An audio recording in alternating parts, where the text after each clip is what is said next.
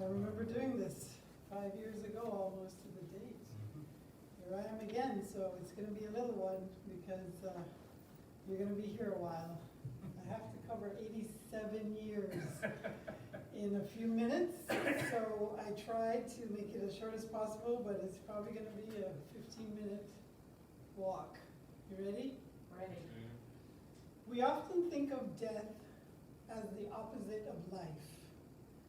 The opposite of death is actually birth. Life has no opposite. Life is eternal. So death isn't here or anywhere. All there is a metamorphosis of life. Right now, all is well. How can I say that knowing that I am at my father's funeral? Well, right now, all is well because there is nothing wrong. Death is not wrong. Death happens all the time. Death is merely the ending of something. It is death that makes life precious. And it is death that actually gives us life. It makes us pay attention. It makes us say, someday I'm going to lose this, so I'm going to pay attention. I want to get so much more out of life. Life is not something we get. Life is something we experience. The fact is, we will all experience death. Someone else's, and eventually our own. Life exists with or without us. It has been going on for billions of years. We simply get the honor of seeing a tiny slice of it. The truth is that we often want to forget is that our breaths are numbered. And each time we exhale, there is no guarantee there will be another inhale. It does not matter what age we are. At any time, it could be our last breath. One breath is what separates life from death. In one breath, all of this can change. Death has made us one promise, the promise that all things are temporary. This is real, this is inevitable, this is also unpredictable. And it is within this understanding of impermanence that we can find peace. We can even feel grateful to death for giving us another day, another experience, and for creating the scarcity that makes life so precious. So thank you all for being here today. Today we come together with each other in person and virtually with our hearts and with the help of technology. Today I'm going to ask you to remember something very obvious. You are alive. And because funerals have a way of giving permission to let feelings flow, give yourself permission to feel. Allow yourself to feel the gap, the strange sense of emptiness, and know that all is well. There is peace, there is joy, we are here together. I hope you smile today, because today we are celebrating the life of an epic man. A man epically named Winston George Alexander Hendricks. A kind man, a gentle man, a loving and caring man. A man who preferred harmony and perfect placement. Things needed to be just right. And some of us know the story of the Golden Lady. Here, I'll just adjust a little. There we go. Thank you, Cheryl. One of the very few things that my father kept from his house when he moved, she had to be placed just right. She was his sidekick, and with every occasion, she celebrated with him. She wore Christmas lights and Easter flowers and carried Canada Day flags, always enthusiastically participating. He was a man who disliked anything too anything. Too loud, too bright, too dark, too much, too little. He even disliked the beep the elevator made when it passed each floor. Without fail, he would summon it to be quiet every single time. Although he liked his tea piping hot, it was often not hot enough. By the way, in Jamaica, every hot drink is called tea. So if you're ever asked, would you like some tea? And then they ask, what would you like to have? Now you know why they ask that.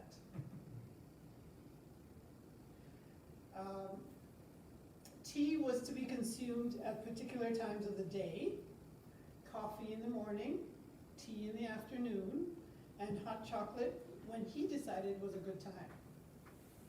Hot and sweet, that's how it had to be. And music must be mellow, jazz mellow. He was a man who was powered by music and food and people, and he loved to joke around. I'm sure if he could, he'd make a joke about something right now. So let's see what he gets up to today. Let's watch out for the joke that makes you say, ah. Like the first hymn. There he is. I just want to let you guys know that first hymn, we did not choose that. He chose that. So there you go. He would want you to smile today, to be happy. Guess what? He's got a date tonight. Daddy was always joking. It seemed, except in the rare moments when he was not. You would know this because you would hear, "This is not a joking matter, and you'd better straighten up." In his later years, he joked more often than not, and even in the last years, while having wrestling matches with dementia, he still found ways to make things fun and funny. In one of the physically distanced outdoor visits we had last summer, my face half covered in a mask, he asked me, "How do I know you?" "I'm your daughter," I said. To which he replied, "Well, that's an assumption."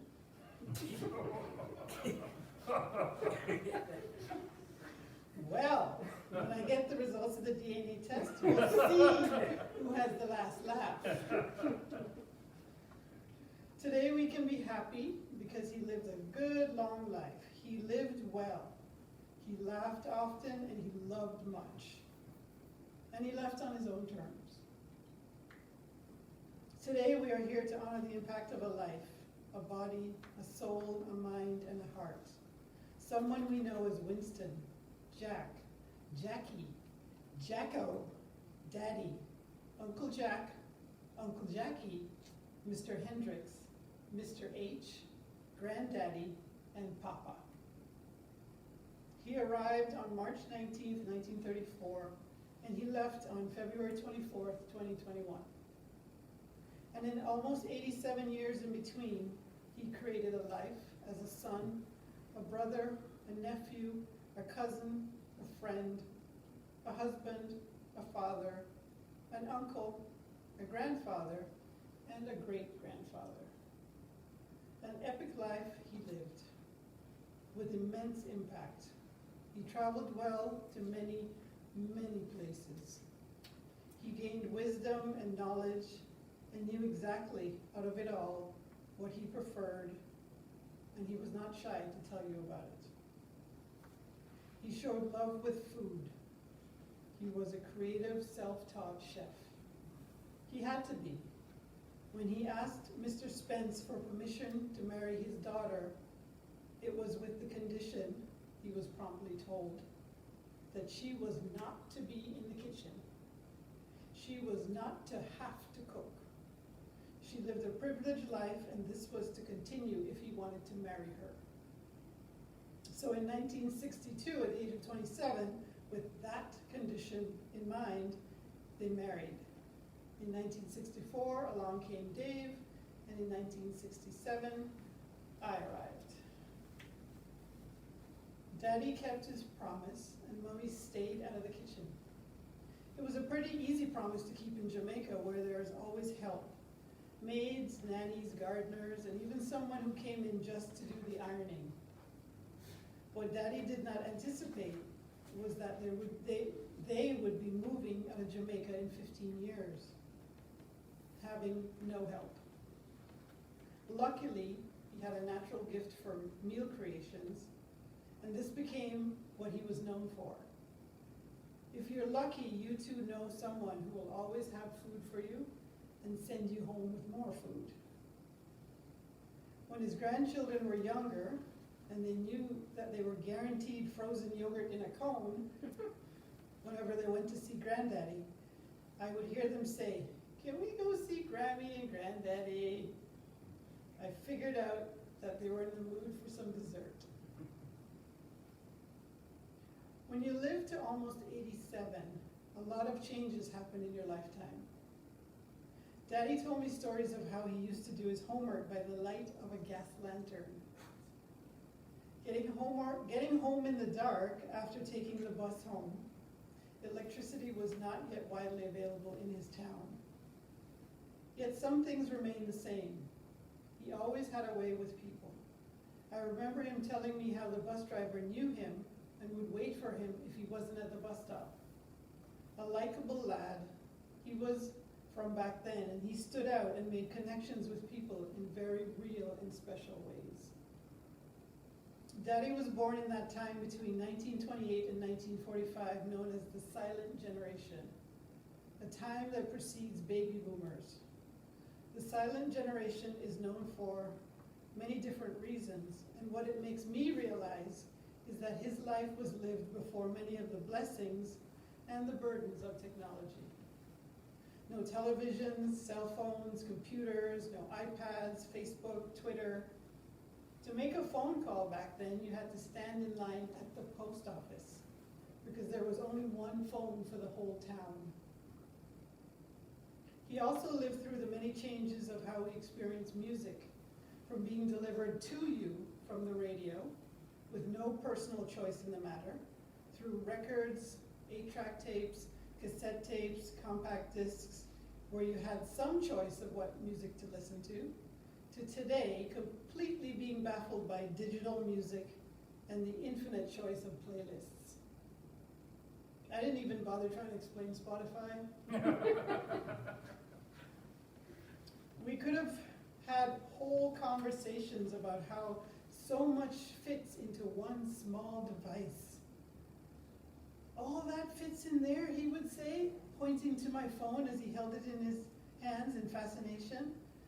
Yes, a camera, a phone, a photo album, a radio, storage for music, a calculator, a watch, a map, a compass, navigation that knows where you are and talks to you, a calendar, it tells you the time and the weather forecast.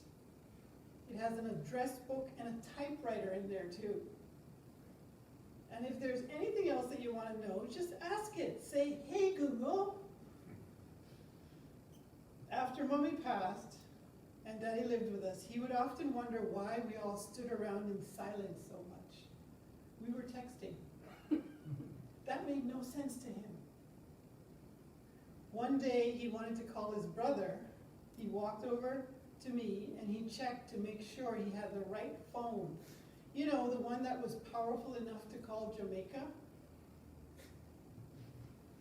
Part of his charm was his interest and fascination with what we missed seeing or took for granted. The seemingly ordinary things in life. He enjoyed the simple experience of planting flowers and growing tomato plants, and was thrilled with every new bud and every new bloom, how that would turn into a flower and how the tiny little tomatoes would grow and ripen each day. When we were little, he would take us to the airport. We would park along the street near the runway. He would stand and watch and point at the planes as they took off and landed and exclaim, "Look at that! That giant piece of metal just goes in the air and comes down so gracefully." He marveled at this every single time. So when he went to England for training and got the chance to tour the facility, where the Concorde supersonic airliner was built, he was like a little boy on a school field trip. As a little one, he had convinced me that him singing to the traffic lights is what prevented them from turning red when he was approaching them. He would sing, wait for me, darling, please wait for me. And I thought he was so magical. I would sing along with him. Daddy possessed a healthy dose of humility and an awareness of his own limits. He had passion.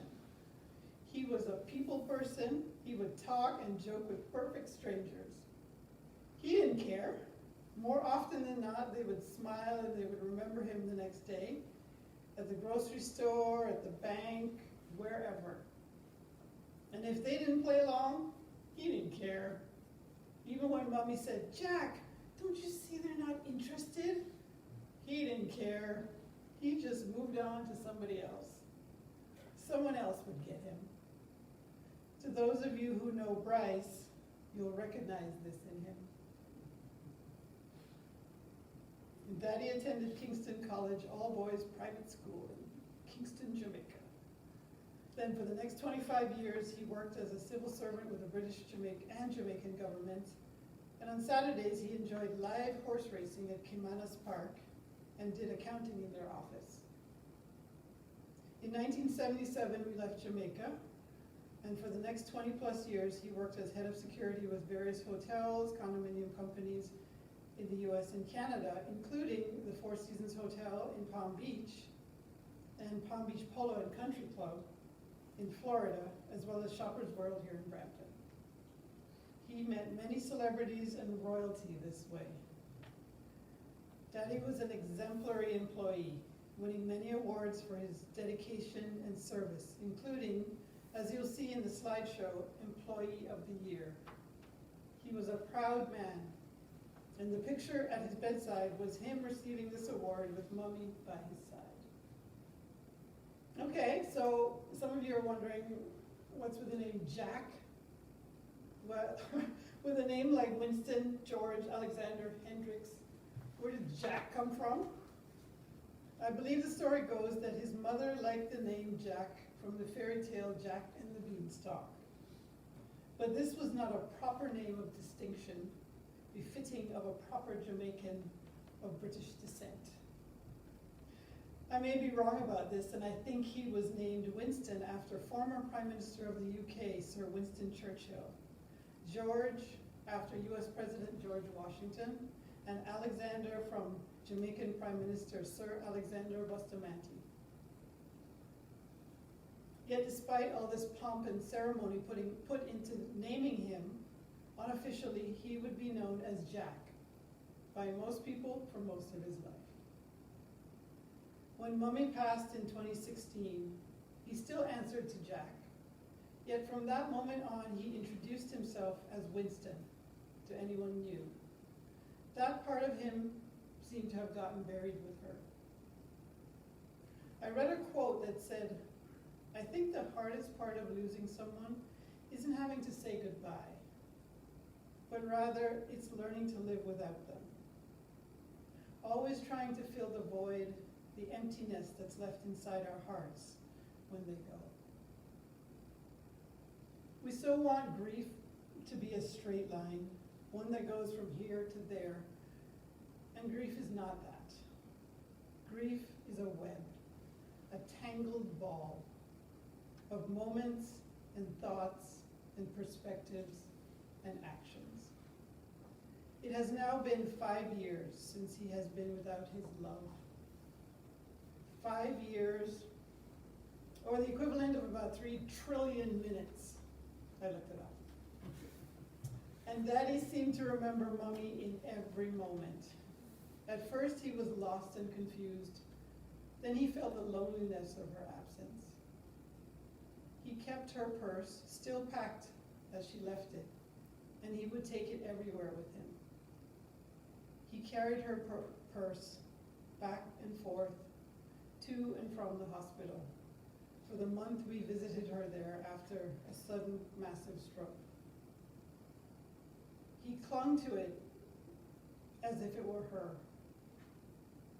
It went with him on errands, to the bank, to the grocery store. Sometimes he just left it waiting in the car. I wondered why, but only briefly. I quickly understood that he just needed to have something familiar. Perhaps he brought it to her in the hospital, hoping she might ask for it, need something in it. And like the faithful, diligent, giving husband that he was, he would have it ready for her. Perhaps he thought that upon his return to the car, he would find her sitting there, holding it. Magically, she would have sprung from it, manifested by the same power of Mary Poppins' purse. She never asked for it again. She never needed anything in it again. And Daddy stopped carrying it with him anymore.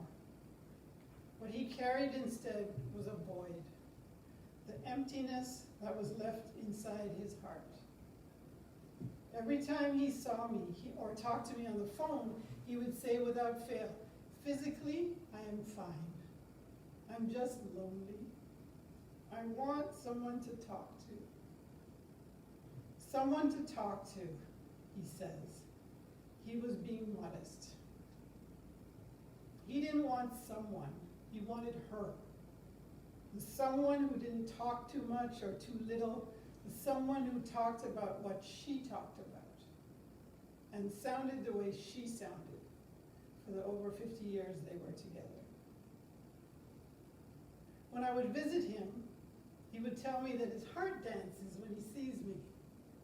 Whenever he heard music, he would often say to me, "May I have this dance?" He would ask me anywhere. Once while we were watching his grandsons play volleyball, he heard music and turned to me and said, "May I have this dance?" And I said, "Yes, certainly."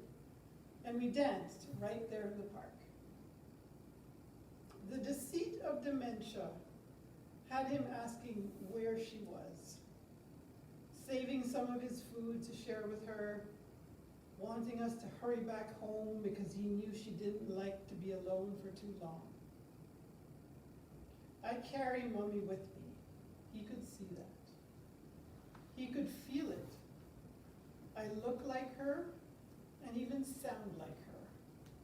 And we both knew I was not her, sadly, for both of us. He told me he wanted to live to 90. And about 2 weeks ago, he must have changed his mind. He started to say he was tired and he wasn't hungry. He knew what he knew, and so he slept his way back to her. For his last days, I sat with him. He held tightly to my hand. And then, when he was ready, he gave my hand a good squeeze. He pulled me towards him, and he took the last of the 800 million breaths he had taken in the almost 87 years of his life. He held me when I came into the world, my daddy. And I held his hand when he left. Daddy's girl. The big strong man that used to swim with me on his back became what he called himself, my fourth son. He would say to me, because I was now taking care of him, "I'm okay with how things are now, because I know that all the things that I love about him are also in me." So he's never really far away. Today, March 3rd, 2021, on what would have been their 59th wedding anniversary, we put them back together.